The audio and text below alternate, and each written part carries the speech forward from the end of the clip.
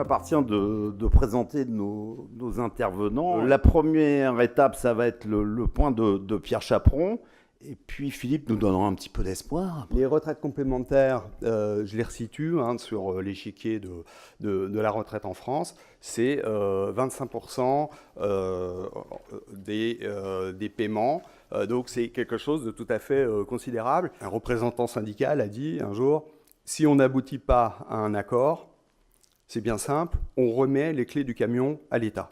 Donc ça veut dire pour les partenaires sociaux une véritable pression pour arriver à des solutions d'équilibre des régimes. J'étais l'autre jour à la commission des comptes de la sécurité sociale où on annonce que la CNAV est en équilibre.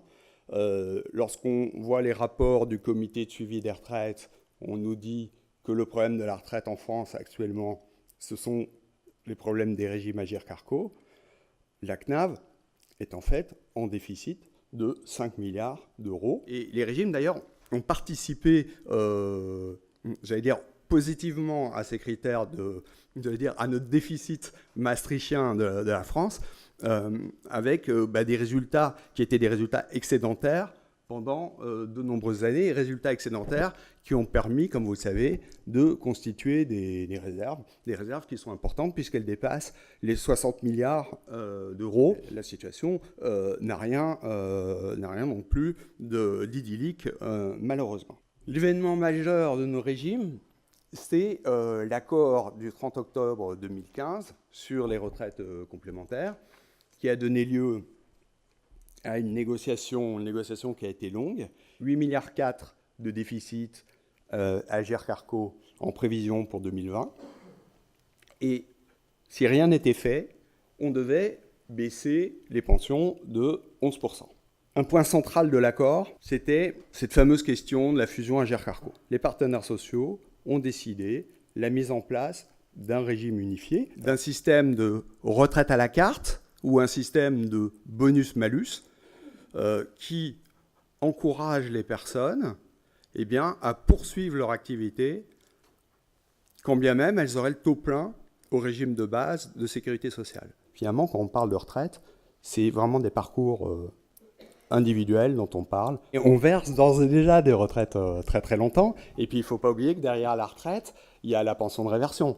La pension de réversion, pour donner un ordre de grandeur, c'est 15% de nos dépenses.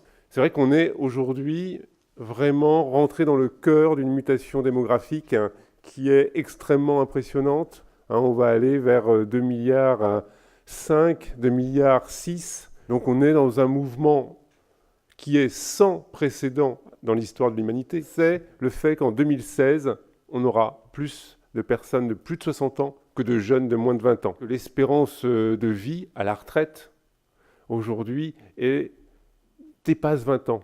Pour les femmes, c'est plus de 25 ans. Pour les hommes, 22 ans. On sous-estime d'environ 8 à 10 ans son espérance de vie à la retraite. La conséquence de toutes les réformes depuis 1993, c'est simple. C'est la baisse du taux de remplacement. Le taux de remplacement, c'est le montant de la pension versée par rapport aux revenus professionnels. Que pensent les Français de leur avenir en matière de retraite ? Les Français voient l'avenir en matière de retraite de manière très sombre. Mais si on pose la question aux Français de savoir s'ils sont d'accord ou pas pour partir à 65 ans, là, c'est assez net. 60% des Français sont contre.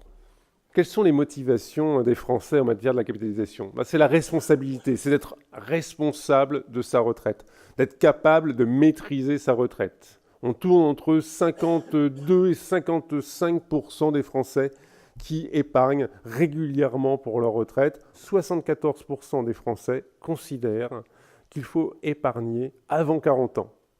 Ça ne veut pas dire qu'ils le font, mais c'est le sentiment qu'il faut commencer tôt. Et donc aujourd'hui, on a une évolution en fait du comportement des retraités qui est complètement différent de celle qu'on avait dans le passé. Et donc c'est vrai que ça change également la philosophie en matière de gestion de revenus.